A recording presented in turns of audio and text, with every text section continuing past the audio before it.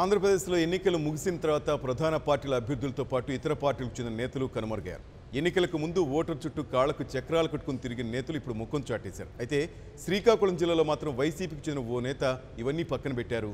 తాను ఏ వృత్తి చేస్తూ ప్రజల నుంచి ఆదరాభిమానాలు పొందాడో ఆ వృత్తిలోనే ప్రజలకు సేవలు అందిస్తున్నాడు. ఇంతకీ ఆ అభ్యర్థి ఎవరో తెలుసుకోవాలంటే ఈ స్టోరీ చూడండి.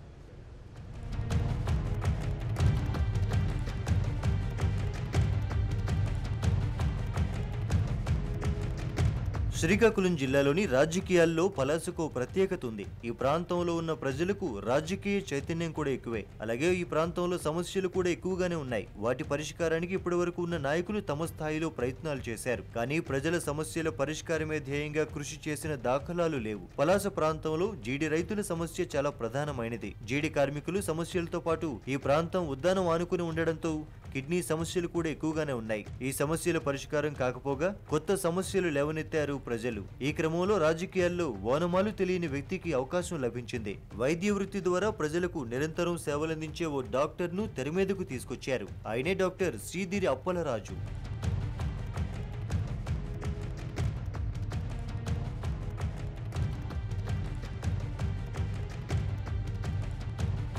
అప్పలరాజు స్వస్థలం పలాస నియోజకవర్గంలోని వజ్రపు కొత్తూరు మండలం నువ్వులరేవు. ఈయన మత్స్యకారు కుటుంబం నుంచి వచ్చిన వ్యక్తి. పలాసలో సేఫ్ హాస్పిటల్ ను నిర్మించి పేద ప్రజలకు వైద్య సేవలు అందిస్తూ మంచి పేరు ప్రతిష్టలు సంపాదించుకున్నారు. మంచి హస్తవాసి ఉన్న డాక్టర్ గా కూడా పేరు తెచ్చుకున్నారు. ఈ క్రమంలోనే పలాస వైసీపీ సమన్వయకర్త జుట్టు జగన్నాయకులు అనారోగ్యంతో మంచం పట్టడంతో అప్పలరాజును వైసీపీలోకి తీసుకుని పలాస బాధ్యతలు అప్పగించారు. ఆ తర్వాత జుట్టు జగన్నాయకులు మృతి చెందారు. అయినా పార్టీకి ఏ లోటు రాకుండా అప్పలరాజు అందరి సమన్వయంతో ముందుకెళ్తూ వచ్చాడు.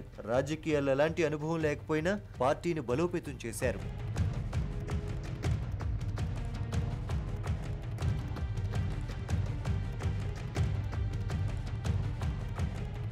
పలాస నియోజకవర్గంలో టీడీపీ అధికారంలో ఉన్న అక్కడ నెలకొన్న సమస్యల పరిష్కారం కోసం అప్పలరాజు అలుపెరగని పోరాటం చేశారు. దీంతో అతి తక్కువ కాలంలోనే ప్రజల సమస్యలు పరిష్కరించే ప్రజానేతగా ఎదిగారు. నాటి నుంచి నేటి వరకు ఎక్కడా వెనుతిరిగి చూడకుండా ప్రజల సమస్యలపై పోరాటం చేస్తూ ప్రజల ఆశీస్సులు పొందాడు. వైసీపీ తరపున పలాస ఎమ్మెల్యే అభ్యర్థిగా బరిలోకి దిగిన అప్పలరాజు స్థానికుడుగాను సేవకుడుగాను ప్రజల్లో మంచి పేరు తెచ్చుకున్నాడు. అంతేకాదు ఎన్నికలు సజావుగా సాగేందుకు అధికారులు కూడా అండగా నిలిచి తన మంచితనాన్ని మరోసారి చాటుకున్నారు Appalaraju.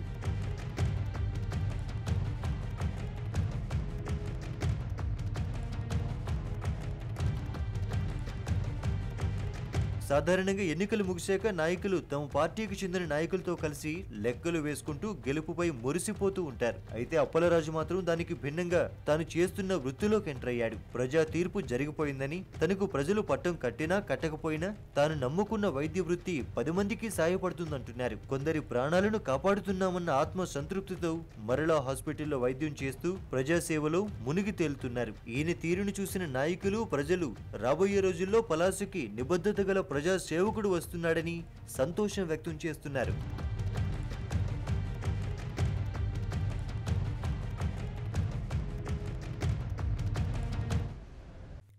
For more updates, please subscribe 99 TV Telugu.